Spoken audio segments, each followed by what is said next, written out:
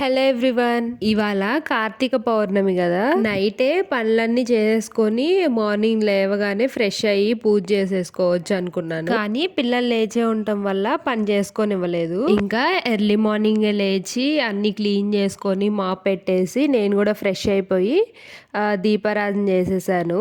ఇంకా ఆ తర్వాత పిల్లలు లేచారు. రోజు లేచే టైం కంటే కొంచెం ఎర్లీగా లేచేసరికి ఏడుస్తున్నారు. అందులో హెల్త్ కూడా బాగాలేదు కోల్డ్ వల్ల. ఇంకా అందుకనే కొంచెం డిస్టర్బ్డ్గా ఉన్నారు. స్నానాలు చేయించేసి రెడీ చేశాను. ఇప్పుడు తెలుస్తుంది పండగ వెనుకున్న హార్డ్ వర్క్. మేం చిన్నప్పుడు మమ్మీ ఇలానే ఎర్లీగా లేచి అన్ని పనులు చేసేసి ప్రసాదాలు కూడా రెడీగా చేసి ఉంచేది.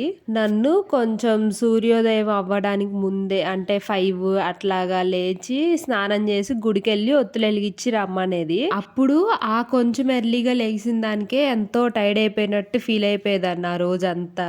ఇవాళ లిటరలీ అవన్నీ గుర్తొచ్చాయి. అప్పుడు అర్థమైంది టైం ఎవరినైనా మార్చేస్తుందని. ఇలా మీలో ఎవరైనా ఉంటే కామెంట్ చేయండి. వీడియో నచ్చితే లైక్ చేయండి.